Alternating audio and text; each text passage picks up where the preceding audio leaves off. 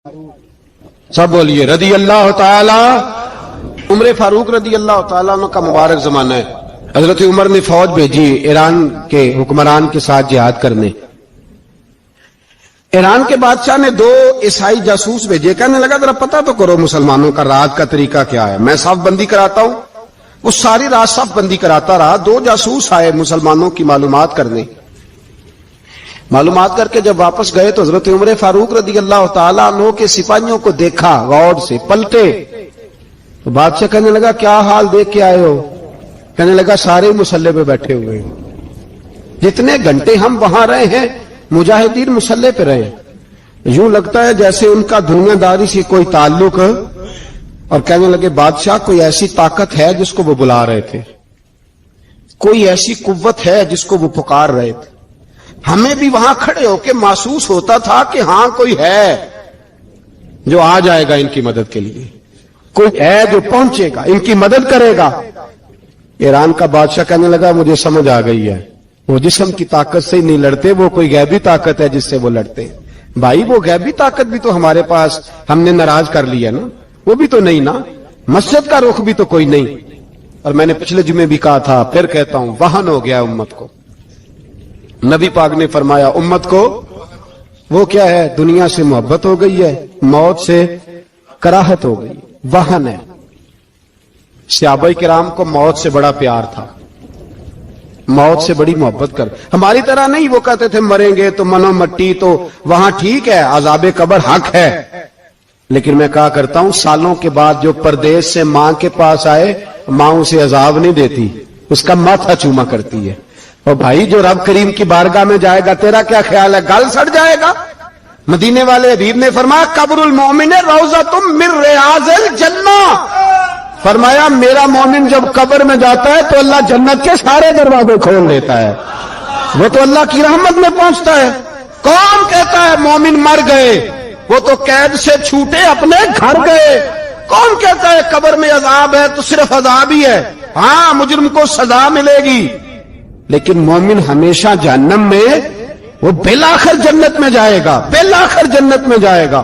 اور کسی درویش نے بات کی، وہ کر کے چلے گئے، بر کمال ہی کر گئے، کہنے لگے دوزخ میں میں تو کیا، میرا سایہ نہ جائے گا، کیونکہ رسول پاک سے دیکھا نہ جائے گا۔ نبی پاک سید عالم علیہ السلام کے غلام تو دیکھو نا، ساری زندگی عمر فاروق بخاری پڑھو تو صحیح، ساری زندگی عمر ہر نماز کے بعد کہتے تھے اللہم ارزقنا شہادت فی سبیلک، اللہ بسترے پہ موت نہ دینا، موت مجھے شہادت کی دینا۔ حضرت سیدنا مولا علی شیر خدا کرم اللہ تعالیٰ وجہ الکریم ساری زندگی کہتے رہے اللہ علی نے میدان میں عمر گزاری ہے، اسے شہادت کی موت عطا فرما۔ وہ بھائی یہ تو شہادتیں مانگنے والے۔ حضرت امام حسین میدان کربلا میں کھڑے تھے، شمر کہنے لگا حسین تیری چاروں جانب موت ہے، تو آپ فرمانے لگے تجھے ابھی ہمارا پتہ ہی نہیں، موت سے تو ہمارا پیار چلتا ہے۔ اور فرمایا یہ شہادت تو ہمارا پیچھا کرتی ہے، پہنچ جاتی ہے جہاں ہم ہوتے ہیں، موت سے ڈرا رہا ہے۔ مسلمان کا مرنے کو دل نہیں کرتا، ورنہ وہ اتنی بڑی کوٹھی میں کون رہے گا؟ مرنے کو دل اس لیے نہیں کرتا کہ وہ جو 6 کروڑ 10 کروڑ ڈالر لوٹ کے رکھے، مر گئے تو کھائے گا کون؟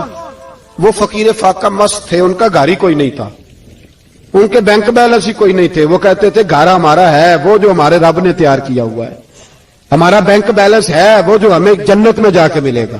ان کا تو یہ کھاتا ہی کوئی نہیں تھا، اس لیے وہ شہادت کی۔ حضرت عمر بن جموع رضی اللہ تعالیٰ عنہ میدان احد میں 4 بیٹے لے کے آئے۔ کتنے بیٹے؟ بول کے بتائے۔ 4 بیٹے لے کے عمر بن جموع آئے، اور خود ایک ٹانگ سے لنگڑے سے آبی ہیں، ٹانگ چھوٹی ہے، حضور کے سامنے کھڑے ہوئے کہا محبوبہ میرے 4 ہی تھے، میں 4 لے آیا ہوں، قبول کر لیں۔ تو حضور نے فرمایا تو کیوں تلوار اوڑے آیا ہے، یہ تو نے کیوں گلے میں اسلحہ ڈالا ہوا ہے؟ کہا یا رسول اللہ میں نے بھی تو جانا ہے نا۔ تو حضور نے فرمایا 4 بیٹے جو ہیں۔ تو حضرت عمر بن جموع نے بات کی، صحابہ کہتے ہیں ہم لبوں سے مسکرا رہے تھے، آنکھوں سے رو رہے تھے، کیا عجیب انداز ہے۔ حضور نے فرمایا عمر 4 بیٹے جو آ گئے تو رہنے دے۔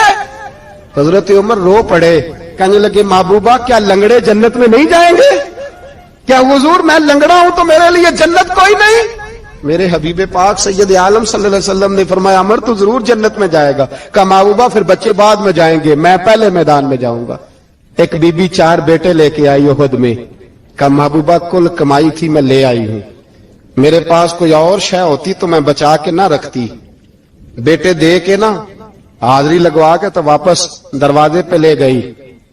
تو حضرت سیدنا عبداللہ ابن عمر فرماتے ہیں بی بی بول رہی تھی تو میرا جذبہ جہاد بڑھ رہا تھا, اپنے بیٹوں کو کہنے لگی میں تمہیں حضور کے پاس چھوڑ کے جا رہی ہوں, جب تم میدان میں گرو گے تو میں تمہیں دیکھنے آؤں گی, دیکھنا تمہاری پشت پہ کوئی زخم نظر نہ آئے, اتنے تیر کھانے ہوئے سینے پہ کھانا, اتنے تلواروں کے نیزوں کے زخم برداشت کرنے ہوئے یہاں کھانا, پشت پہ زخم نظر نہ آئے.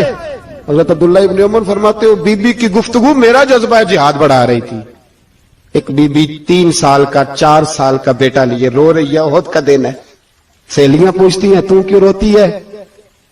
وہ کہتی ہے دیکھو میرا خاوند بھی بدر میں شہید ہو گیا, بھائی اور باپ بھی, دل کرتا ہے کوئی جوان بیٹا ہوتا تو آج مصطفیٰ کے ساتھ اسے ہی بھیج دیتی, کوئی جوان میرے پاس ہے ہی 3 سال کا تو کیا کروں, 3-4 سال کا بچہ کیا کرے گا, پتہ نہیں کیا دلیل آئی. اچانک اٹھی, بیٹے کو سینے سے لگایا, کپڑا ڈالا, مسجد نبوی پہنچ گئی. حضرت بلال کہتے ہیں مجھے ملی, کہنے لگی بلال مجھے پتہ ہے حضور تیاری کرا رہے ہیں جنگ کی, پر 2 منٹ اگر میری ملاقات ہو جائے. بلال حبشی کہنے لگے حضور ہم ایک بی بی ضد کر رہی ہے. حضور باہر آئے, کہنے لگی حضور میں فلاں کی بیٹی, فلاں کی بہن, فلاں کی بیوہ ہوں, میں نے بدر میں 3 شہید دیے ہیں, اب میرے پاس یہ 3 سال کا لال ہی بچا ہے, بڑا فخر ہے میرا, لوگ مجھے شہید کی بیوہ, شہید کی بیٹی, شہید کی بہن کرتے, دل کرتا ہے شہید کی اماں بھی کہیں جاؤں تو میرا بیٹا لے لیں. سیدنا بلال کہتے ہیں حضور مسکرائے, کہنے لگے یہ 3 سال کا نونہال کیا کرے گا؟ کہتے ہیں اماں کا عجیب جذبہ ہے. کہنے لگی محبوبہ سنا ہے اسلحہ بھی تھوڑا ہی ہے, ڈھالیں زیادہ کوئی نہیں, میرا بیٹا ساتھ رکھ لیں, جب آپ کی طرف کوئی تیر آیا نا تو میرا بیٹا ڈھال کے اس کو ڈھال بنا کے آگے کر دینا. محبوبہ ڈھال تو بن ہی سکتا ہے نا.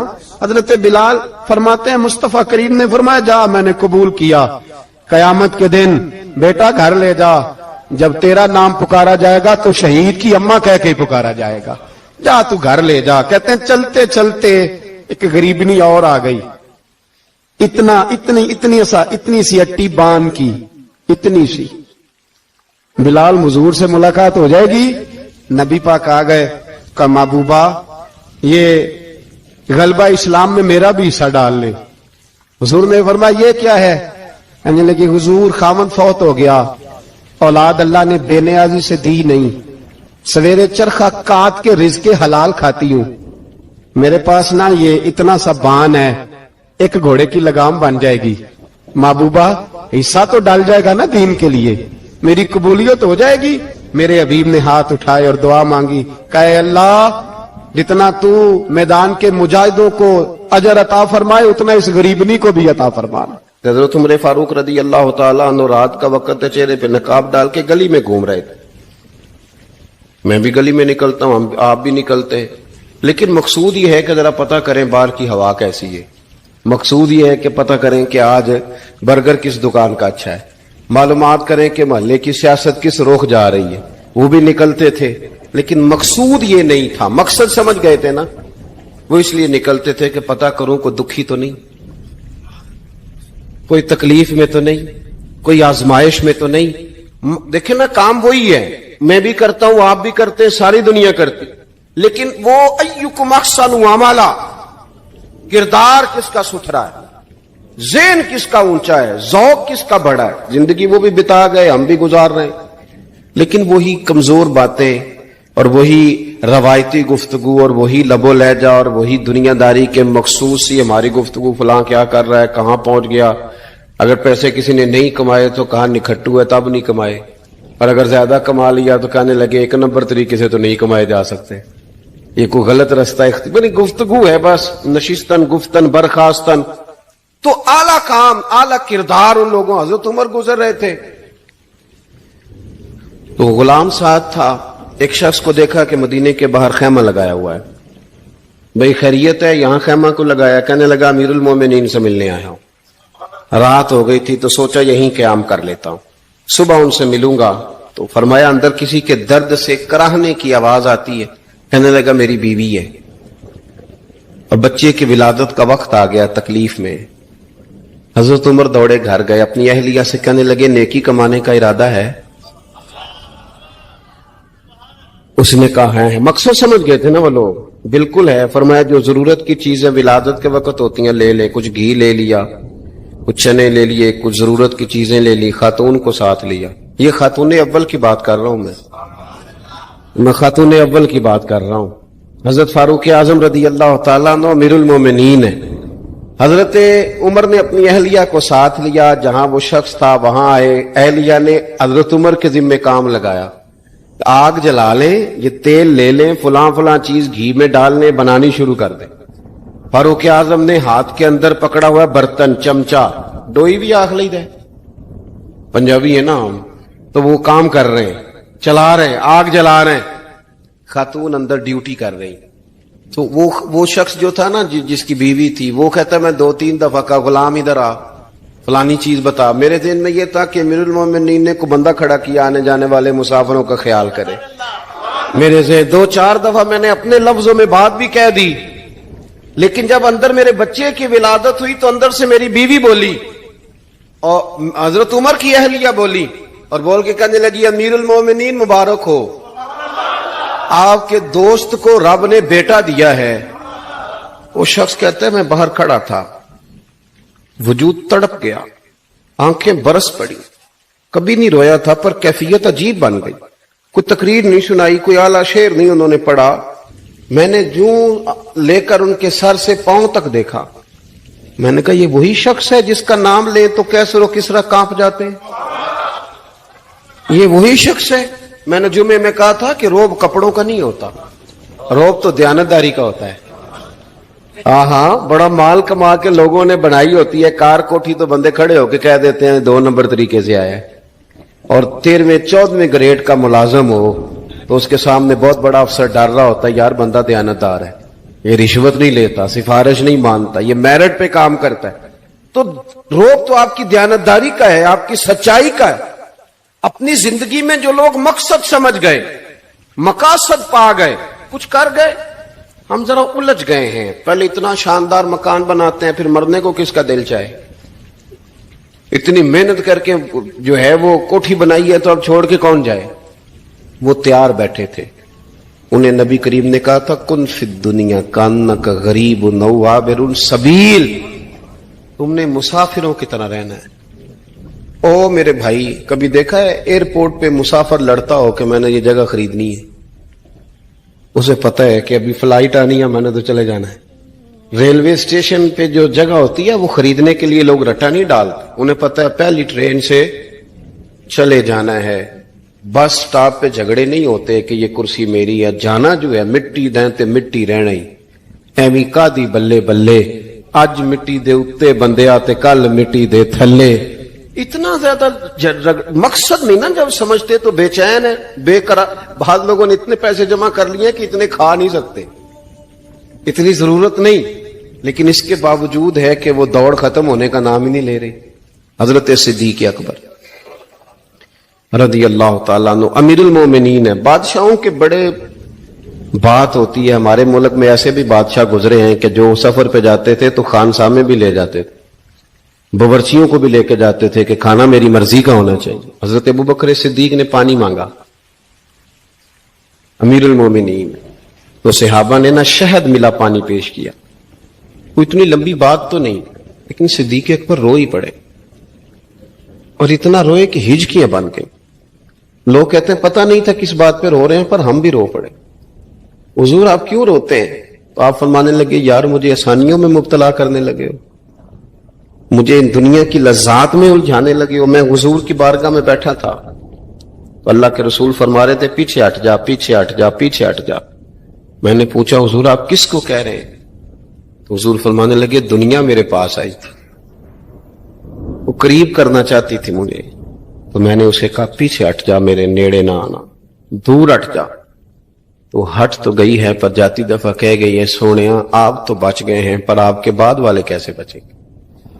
تو مجھے سینے سے لگا لے, گلے سے لگا لے, مقصد اپنا سمجھے, اعمال کا حسن پیدا کرے. اگر انسان کا مقصود مال کمانا ہے تو اگر مال مل گیا تو اس کے بعد پھر کیا کرے گا؟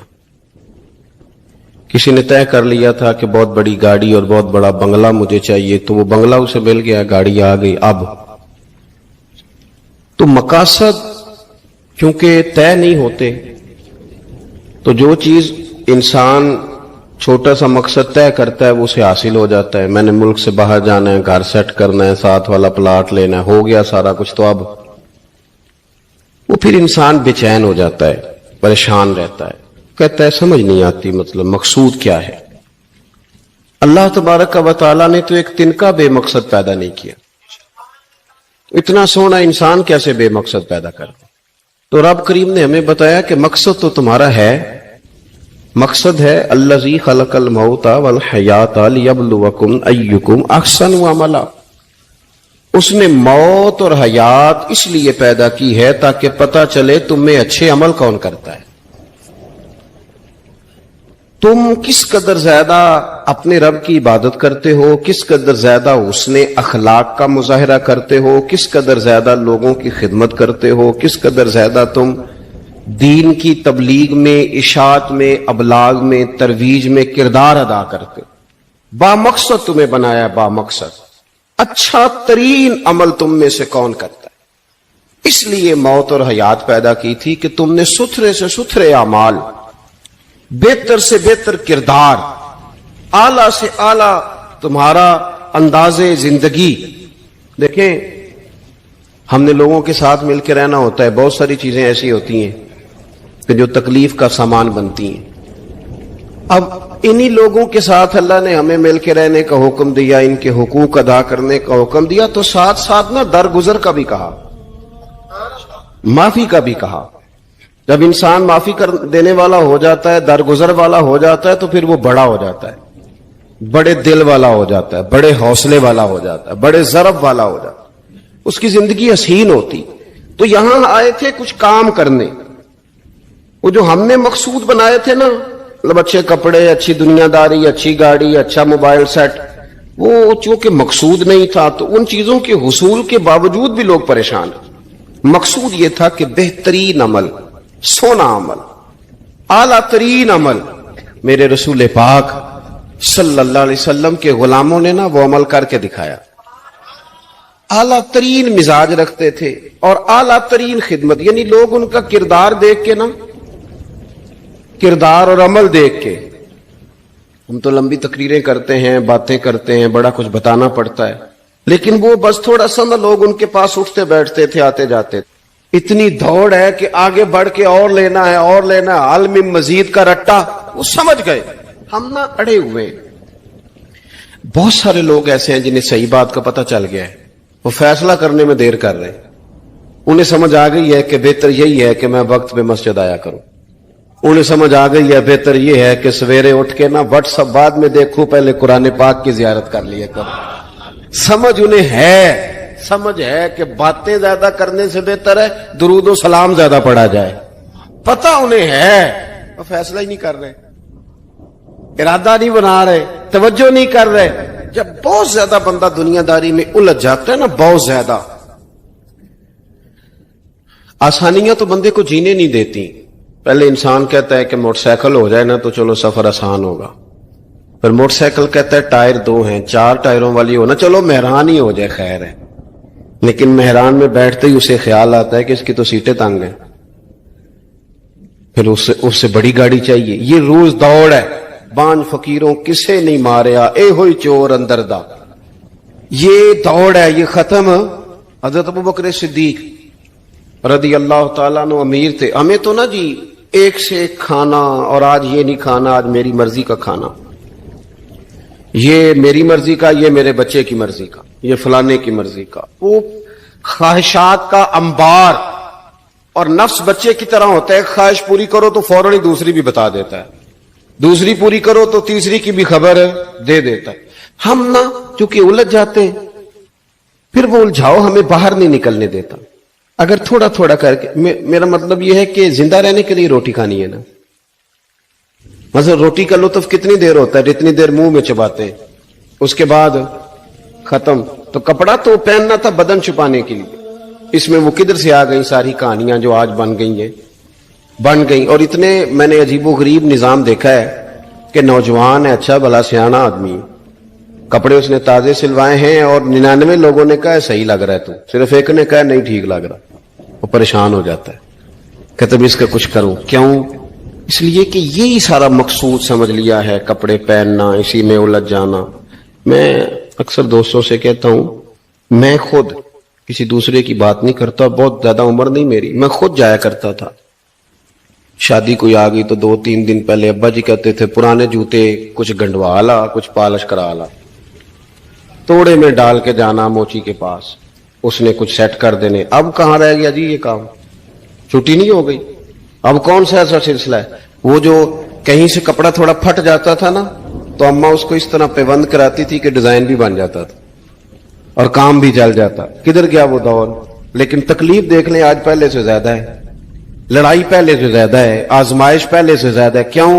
جتنی بھی خواہشات آپ بڑھاتے جائیں گے نا مقصد فوت ہوتا جائے گا. جتنی بھی مقصود سفر کرنا ہے، گاڑی دکھانا تو مقصود نہیں نا، لیکن ہمیں وہ والی گاڑی چاہیے کہ لوگ ایک دفعہ انگلی منہ میں ڈالیں کہ وہ اس گاڑی پہ بیٹھا ہوا ہے. ہم مقصد سے پیچھے ہٹیں گے جب پھر تکلیف میں آئیں گے، پھر آزمائش. زندگی میں ہم نے جو چیزیں مینج کی ہیں وہ ساری دوسروں کے لیے، ہمارے لیے کوئی شے بھی نہیں. ولیمے پہ گئے تاکہ برادری راضی ہو جائے، تعزیت کے لیے گئے تاکہ محلہ راضی ہو جائے، فلانا کام کیا تاکہ لوگ جو ہیں وہ میرے حق میں ہو جائیں. ساری زندگی دوسروں کے لیے جی کے گزار دی، اور آپ نے 99 نیکیاں کی، ایک خامی آئی تو لوگ تو وہ تھے جو پھر بگڑ گئے. بہتر نہیں بندہ رب کو ہی راضی کرے. واللہ ورسولہ احق ان یرضوہ، اللہ اور اس کے رسول کا زیادہ حق ہے کہ انہیں راضی کیا جائے، ان کا زیادہ حق. اپنی زندگی میں معاملات کو ترتیب دیں، ایک مخصوص ذہن بنائیں. اتنا سویرے قرآن شریف پڑھنا ہے، اتنا درود پاک، اور یہ راز ہو ہمارا اور ہمارے رب کا، یہ راز ہو. اتنی دیر مصلی پہ بیٹھنا ہے. میرے ایک دوست ہیں ڈاکٹر صاحب، میں بیٹھا تھا تو وہ ایک شخص کو کہہ رہے تھے تیرے دل میں کچھ باتیں ہیں نکال دے تاکہ تیری ٹینشن ریلیز ہو جائے، تیری صحت ٹھیک ہو جائے گی. تو بندہ کہہ رہا تھا اچھا ٹھیک ہے ڈاکٹر صاحب. تو میں نے کہا کہ اگر آپ اجازت دیں تو ایک بات میں بھی کر لوں. نے کہا آپ بھی کر لیں. تو میں نے کہا ڈاکٹر صاحب کچھ دکھ بڑے ذاتی اور نجی ہوتے ہیں، بندہ کسی کے سامنے کہہ ہی نہیں سکتا، بڑے ذاتی قسم کے ہوتے ہیں. وہ آپ کسی کے سامنے جتنا مرضی کوئی قریبی ہو، وہ بندے کی اپنی اندر کی کچھ ایسی تکلیفیں ہوتی ہیں اندر کی. آزم گنڈاں دے وچ گنڈاں 10 کیڑی کھولا، بڑے مسئلے ہوتے ہیں، آپ کیسے بیان کر سکتے ہیں؟ سوال ہی نہیں پیدا ہوتا. تو کہنے لگا پیر صاحب حال تو ہوگا نا. میں نے کہا بالکل ہے. ہمیں ہمارے دین نے دعا سکھائی ہے، جو کسی سے نہیں کہہ سکتے وہ اپنے رب سے کہہ دو، اللہ کے حضور عرض کر دو، کشکول طلب دراز کر کے کہہ دو مالک یہاں پریشان ہوں. وہ بڑا کریم ہے، عطا بھی کرے گا اور پردہ پوشی بھی فرمائے گا. اپنے اللہ کے ساتھ اپنا تعلق مضبوط کریں. اپنی زندگی میں حسن اعمال کا پیدا کریں، اعمال کا، کہانیوں کا نہیں، باتوں کا نہیں، تصویروں کا نہیں، نئی سے نئی پکچر کا نہیں، اعمال کا. اور خوبصورت ترین طریقہ ہو. دیکھیں نا مشکل سے بھی تو نماز پڑھنی ہے نا. سویرے ابا بڑے غصے میں تھے تو پھر مجھے اٹھنا ہی پڑا، تو اس طرح بھی تو پڑھنی ہے. تو اگر بندہ ذوق سے اٹھے اور ذرا سونا کر کے وضو کرے اور ذرا صحیح کر کے مصلی بچھائے اور سجدہ کرے تو ذرا ذوق سے کرے. مجھے سوز دے، مجھے ساز دے، مجھے نیم شب کا نیاز دے، دم سجدہ خود کو میں توڑ دوں، مجھے ایسا ذوق نماز دے. اس ذوق کے ساتھ آگے بڑھے. مقاصد جب بندہ سمجھ جاتا ہے نا، مقاصد، پھر اس کے لیے آسانی ہوتی ہے. میں نے عرض کیا تھا زیادہ باتیں نہیں کرنی، مقصود تو ایک پیغام دینا ہے. اب ہم نے جانے والوں کے لیے کیا کرنا ہے؟ ایک تو یہ کہ اپنا مقصد ٹھیک کرنا ہے کہ جو رخصت ہو گئے اپنے بزرگوں کو نہ یاد رکھیں. اصل کام ہے ان کو بول کے بتائیے. سال کے بعد ختم، بڑی اچھی بات ہے. سسماہی، ششماہی، سیماہی سب ٹھیک ہے، ان کو یاد رکھیں. حضور نہ یاد رکھتے تھے، اپنی والدہ کا ذکر کرتے تھے، اپنے والد کی بات کرتے تھے، اپنے دادا کا ذکر کرتے تھے. اپنے جانے سیدہ خدیجہ الکبریٰ رضی اللہ تعالیٰ نہ وصال کر گئیں تو حضرت عائشہ کہتی ہیں حضور اکثر گھر میں ان کا ذکر کرتے. اپنے بزرگوں کو یاد رکھیں، ان کا ذکر کریں. ان کو نا والد کے لیے نا والد ہونا شرط ہے، پی ایچ ڈی ہونا شرط نہیں. والد کے لیے والد ہونا شرط ہے، مفتی ہونا شرط. والد ان پڑھ بھی ہو تو بچے کو سمجھانے کا سلیقہ سے اللہ اسے عطا کاری دیتا ہے. ماں بالکل ان پڑھ بھی ہو تو بچوں کو سمجھانے کا طریقہ اللہ اسے ان سے سیکھیں. میرے والدہ اور والدہ دونوں اپنا نام نہیں لکھ سکتے تھے، تو میں اپنے دوستوں سے کہتا ہوں مجھے کبھی موقع ملے تو میں کئی جلدوں میں کتاب لکھ سکتا ہوں اپنے ماں باپ. اس لیے کہ وہ جو ہمیں سکھا گئے، جو بتا گئے، وہ انہی کا خاصہ تھا. تو اپنے ایک تو جانے والوں کو یاد رکھیں، دوسرا ان کے لیے دعا کریں تو درد سے کریں، سونی کر کے کریں، صحیح کر کے کریں، اکیلے بیٹھ کے کریں. دعا کا سب سے زیادہ تعلق آپ کے دل کی آواز کے ساتھ ہوتا ہے. اور جس طرز میں حضور نے ہمیں حدیث سکھائی ہے نا، اس رنگ میں کبھی آپ حدیث کو سیکھیں، سمجھے نا. حضور فرماتے ہیں جس طرح دریا میں ڈوبنے والا سہارا تلاش کرتا، دریا میں اسے کتنی کو جلدی ہوتی ہے، غوطے لگ رہے ہوتے، وہ اس طرح کا نہیں ہوتا کہ میں عصر کی نماز کے بعد پھر آؤں گا تجھے نکالنے، اس طرح تو نہیں نہ ہوتا. دریا میں ڈوبنے والا اس طرح کشتی سہارا تلاش کرتا ہے، حضور فرماتے ہیں اس طرح قبر میں جانے والا دعاؤں کا انتظار کرتا ہے. آپ نے دیر کر دی دعا مانگنے میں، ختم دلانے میں دیر کر دی. خود صبح و شام ہمہ وقت دعا. ابھی آپ آیتیں سن رہے تھے سورہ ابراہیم کی، اللہ نے نماز میں رکھ دی ربنا اغفر لی ولی وللمؤمنین یوم یقوم الحساب. ایک تو نے یاد رکھیں، خوب دعا کریں، اور دوسرا کوشش کریں کہ وہ جو نیکیاں کرتے تھے وہ نیکیاں بھی جاری رہیں. جن لوگوں سے ان کا اچھا تعلق تھا وہ تعلق بھی قائم رہے. یہ بھی کوشش کریں کہ ان کے لیے صدقات و خیرات کریں، اور قیمتی صدقہ دے. قیمتی، میں بات ختم کرنے لگا ہوں بس. قیمتی صدقہ دے، قیمتی. 15 تولے سونا گھر میں پڑا ہوتا ہے، قیمتی ہوتا ہے نا. کبھی کسی نے چوک میں بتایا کہ آج 15 تولے سونا میرے گھر میں پڑا ہے؟ بولو نا، لگتا ہے تو 10 چھڑنا ہے. اگر گھر میں 50 لاکھ روپے کیش پڑا ہو تو چوک میں گلی میں آ کے آپ بات کریں کہ گھر میں پیسے پڑے ہیں. کیوں؟ کہ وہ قیمتی ہیں، کوئی لے نہ لے. تو یہ جو 5000 مسجد دیکھ کے سارے محلے کو بتاتے ہو، یہ بھی صدقہ تھا، یہ بڑا قیمتی چیز تھی. یہ بتانے والا نہیں تھا، یہ تو نیکی تو قیمتی تھی. قیمتی چیز جو ہوتی ہے وہ تو چھپائی جاتی ہے کہ بتائی جاتی ہے.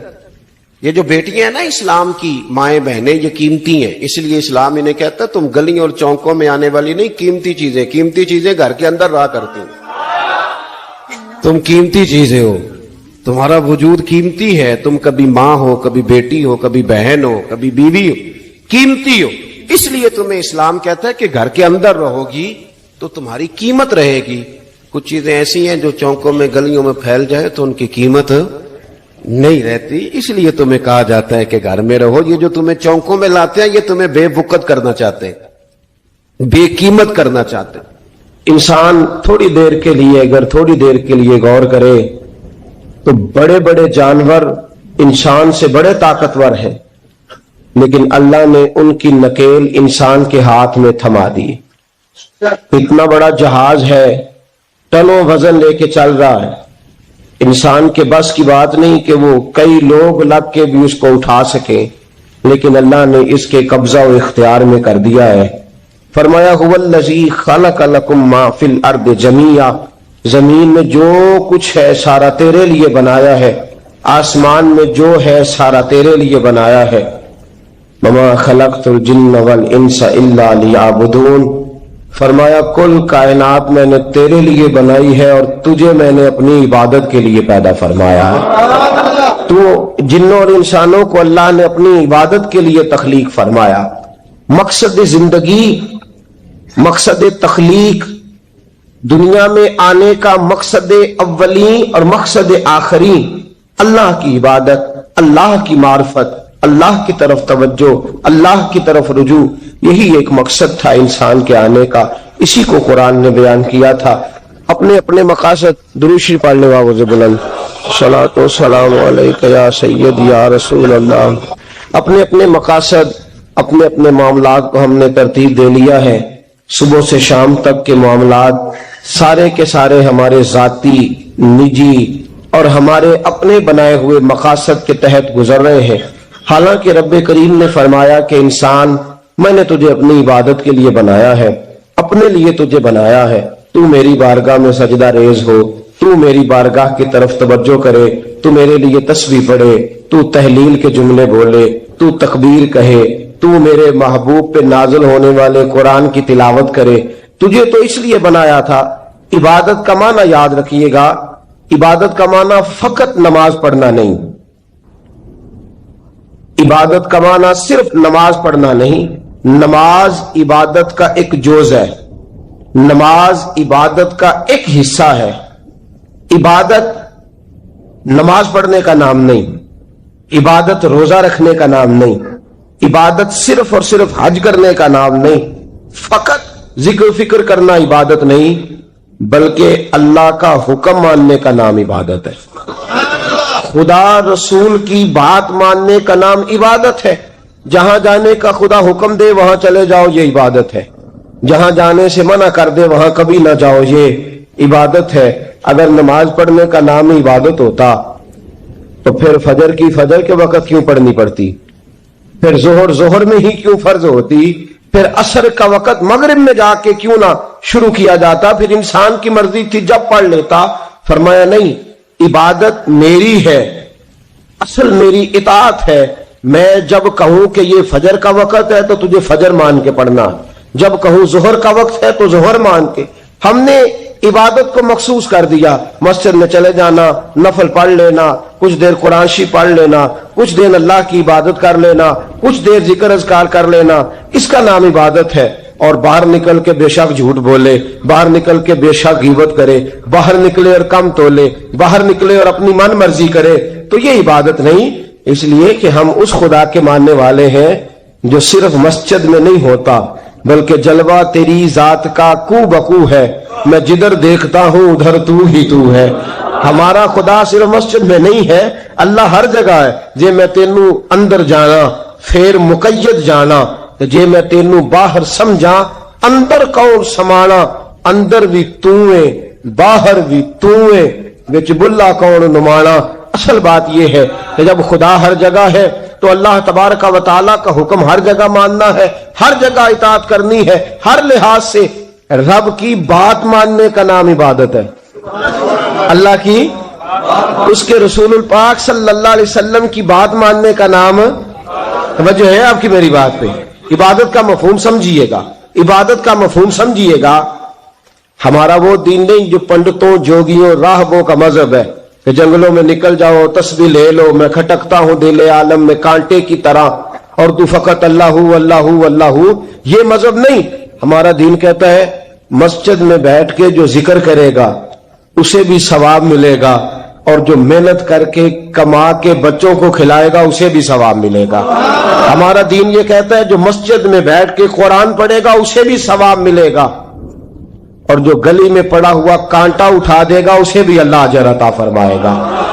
اللہ کا حکم ماننا، اللہ کا حکم ماننے کا نام عبادت. محمود غزنوی کے پاس ہیرا ہے. محمود غزنوی کے بڑے غلام تھے تو ایک بڑا پیارا تھا اسے. آپ جانتے ہیں اس کا نام کیا تھا؟ ایاز. محمود غزنوی کو بڑا تو حسد شروع ہو جاتا ہے ہر جگہ. اللہ ماشاءاللہ لوگ کہنے لگے بادشاہ ہر وقت اسی کو پیار کرتا رہتا ہے، ہر وقت اسی کی طرف توجہ کرتا رہتا ہے. بادشاہ نے ایک دن آزمانا چاہا. اتنا ہیرا تھا، موٹا ہیرا بادشاہ کے پاس. بادشاہ نے ایک وزیر صاحب کو بلایا، کہا یہ اینٹ پکڑو، ہیرے پہ مارو، اسے توڑ دو. کہنے لگا بادشاہ بات تیری ٹھیک ہے پر بڑا قیمتی ہیرا ہے، کیوں تڑوا رہے ہیں آپ؟ مال خزانہ میں رکھ دے، کام آئے گا، کسی نہ کسی جگہ پہ استعمال ہو جائے گا. آپ کیوں اس کو تڑوانے کی ضد کر رہے ہیں؟ بادشاہ سلامت نے کہا اچھا تم نے ٹھیک مشورہ دیا، میں ہی جذبات میں آ گیا تھا. ایک دوسرے آدمی کو بلایا، اس کو کہا یہ ہیرا توڑنا ہے. اس نے کہا بادشاہ مجھے لگتا ہے پوری دنیا میں اتنا موٹا ہیرا تیرے پاس ہے، کسی اور کے پاس نہیں ہوگا. یہ توڑنے کی چیز نہیں، تجوری میں سنبھالنے کی چیز ہے، اسے سنبھال کے رکھ. تیسرے کو بلایا، چوتھے کو بلایا. جس کو بھی بلاتا رہا وہ بادشاہ کو سمجھاتا رہا. جس کو بلایا بادشاہ کو سمجھایا. ایاز کی باری آئی، کہا ایاز ادھر آ. توجہ ہے آپ کی؟ ایاز ادھر آ، یہ ہیرا تو توڑ دے. اس نے اینٹ پکڑی، زور سے ماری، ہیرا توڑ دیا. بادشاہ کہنے لگا بڑا بیوقوف ہے بھئی تو، یہ سارے میرے خیر خواہ تھے، مجھے سمجھاتے رہے اور تو نے خیال ہی نہیں کیا. میں بیوقوف تھا تو تو بھی ساتھ ہو گیا، توڑ ہی دیا. کہنے لگا بادشاہ غلطی ہو گئی، مجھ سے غلطی ہو گئی، مجھے نہیں توڑنا چاہیے. اس نے کہا اچھا چل چھوڑ، ایک بات بتا، تیرے سامنے جو سب مجھے مشورے دے رہے تھے تو نے کیوں نہیں دیا؟ میں نے تجھے کہا توڑ دے. کیا لفظ ایاز نے کہے، کمال کر دی. کہنے لگا بادشاہ میرے دل میں خیال آیا ہیرا ٹوٹتا ہے تو ٹوٹ جائے، میرے بادشاہ کا حکم نہیں ٹوٹنا چاہیے. یہ ٹوٹتا ہے تو ٹوٹ جائے، یہ کرچی کرچی ہوتا ہے تو ہو جائے، خزانہ خالی ہوتا ہے تو ہو جائے، لیکن میرے مالک کا حکم نہیں ٹوٹنا چاہیے. بادشاہ میں ہر چیز توڑ دوں گا پر میں تیرا حکم نہیں توڑ سکتا. بس دوستو یہی عبادت ہے، بلا مثال و بلا تشبیہ بات سمجھیے گا. جس نے خدا کا حکم توڑ دیا اس نے عبادت نہیں کی، اور جس نے خدا کا حکم اچھا آؤ نماز کے لیے. دکان کا وقت ہے، گاہک بھی زیادہ آ گئے ہیں، رش پڑ گیا ہے، اب تھوڑا وقت مشکل ہو جائے گا، ذرا تھوڑی دیر میں پڑھ لوں گا. ہیرا ٹوٹتا ہے تو ٹوٹ جائے، گاہک آنے کا سلسلہ ٹوٹتا ہے تو ٹوٹ جائے، روزی آنے کا سلسلہ ٹوٹتا ہے تو ٹوٹ جائے. مسلمانوں خدا کا حکم نہیں ٹوٹنا چاہیے، رسول اللہ کا فرمان نہیں ٹوٹنا چاہیے. میرے رسول پاک صلی اللہ تعالی علیہ وسلم کا اقبال نے کیا کہا؟ کہنے لگا اے طائر لاہوتی، اس رزق سے موت اچھی جس رزق سے آتی ہو پرواز میں کوتاہی. کہا خدا کا حکم نہ توڑ بیٹھنا، اور عبادت بھی جس کو اللہ کہہ دے وہ عبادت ہے. ایک بندہ زوال کے وقت نماز پڑھنے کھڑا ہو جائے تو ہو جائے گی، کیوں؟ نماز نہیں پڑھ رہا. اچھا میں آپ کو روایت سناتا ہوں. شیر خدا مولا کائنات حضرت علی المرتضی رضی اللہ تعالیٰ عنہ فرماتے رسول پاک صلی اللہ علیہ وسلم نے ہمیں منع فرمایا جب عید الفطر کا دن ہو یا عید الاضحیٰ کا دن ہو تو تم نے کیا کرنا ہے؟ فجر کی نماز پڑھنی ہے، اس کے بعد اشراق چاشت نہیں پڑھنی، فجر سے لے کر عید کی نماز تک درمیان میں کوئی نماز نہ پڑھنا. جب عید کی نماز ہو چکے پھر تمہیں اجازت ہے جتنے مرضی نفل پڑھو، لیکن فجر سے لے کر عید تک تم کوئی اور نماز نفل درمیان میں نہ پڑھنا. حضرت علی المرتضی شیر خدا کا زمانہ ہے، عید کا اعلان ہو گیا، عیدگاہ میں لوگ اکٹھے ہو رہے ہیں. ایک شخص دوڑا آیا، اس نے آ کے نماز کی نیت باندھ لی. سمجھو ہے آپ کی؟ میں نے کہا عبادت ہے خدا کا حکم ماننے کا نام. حضرت علی رضی اللہ تعالیٰ عنہ نے نماز کے بعد اس شخص کو بلایا، فرمایا ادھر آ، تجھے نہیں پتا کہ جب تک عید کی نماز نہیں ہوتی کوئی اور نفل نہیں پڑھیں گے؟ کہنے لگا جی میں نے نماز ہی پڑھی ہے، کوئی جرم کیا ہے؟ کوئی نماز پڑھی ہے نا، میں نے سجدہ کیا ہے، کوئی جرم ہے؟ حضرت علی نے تلوار نکال لی، فرمایا جو مصطفیٰ کی سنت توڑ کے نفل بھی پڑے گا میں اس کا بھی سر قلم کر دوں گا، جو رسول پاک کے حکم کے خلاف عبادت بھی کرے گا اس کو بھی قتل کر دیا جائے گا. توبہ کر. یاد رکھیے گا عبادت خدا رسول کی بات ماننے کا نام ہے. آپ سویرے 8 بجے اٹھ کے کھڑے ہو جائے کہ میں نے تو فجر پڑھنی ہے، فجر کا وقت 8 بجے نہیں ہوتا، وہ گزر گئی 4 بجے، 4:15 بجے ہو چکا.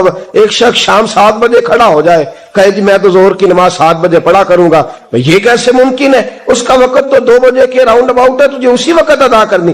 یاد رکھیے گا عزیز ساتھیو، عبادت اللہ کا حکم ماننے کا نام ہے، لیکن عبادت کی بہت بڑی جو ایک رکن ہے، عبادت کا بہت بڑا جو ایک جز ہے وہ نماز پڑھنا ہے، بہت بڑا جز. حضرت محمد بن ابی بکر حضرت صدیق اکبر کے صاحبزادے رضی اللہ تعالیٰ عنہ کیا فرماتے ہیں مسلمانوں بڑے نصیبوں والے ہو، بڑے نصیبوں والے ہو، تمہیں تو اللہ کی بارگاہ میں جانے کے لیے اجازت ہی نہیں لینی پڑتی، اللہ نے تمہارے لیے دروازہ ہی کھول دیا ہے. جب دل کیا، وضو کیا، نماز کی نیت باندھی، اللہ کے دروازے کھل گئے، اور بغیر کسی ترجمان کے تم نے اپنے رب سے بات کرنی شروع کر دی. عبادت ایسی نعمت ہے، اللہ کی بارگاہ میں کھڑے ہونا، سجدہ کرنا اتنی بڑی فضیلت کی بات ہے. یہ حدیث میرا خیال ہے آپ کو کبھی بھولنی نہیں چاہیے. سید عالم نور مجسم شفیع معظم صلی اللہ علیہ وسلم نے فرمایا بتاؤ اگر کوئی کسی کے گھر مہمان جائے تو میزبان اس کے ساتھ کیا سلوک کرے گا؟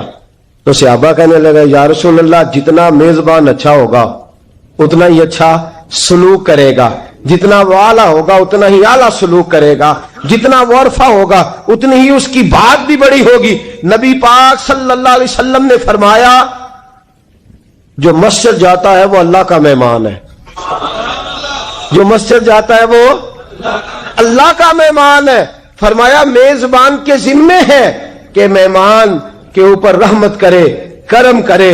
فرمایا جب تو مسجد جاتا ہے تو خدا بھی رحمتوں کے دروازے کھول دیتا ہے، اللہ تیرے لیے فضل کے دروازے کھول دیتا۔ نبی پاک صلی اللہ تعالی علیہ وسلم نے فرمایا جب تو اپنے گھر سے مسجد جانے کے لیے ابھی نکلتا ہے، ابھی تو گیا نہیں، ابھی تو نکلا ہے، فرمایا تو نے سیدھا پیر اٹھایا ہے تو تیرا ایک درجہ بلند ہو گیا ہے، تو نے الٹا قدم اٹھایا ہے تو تیرا ایک گناہ معاف ہو گیا ہے، پھر تو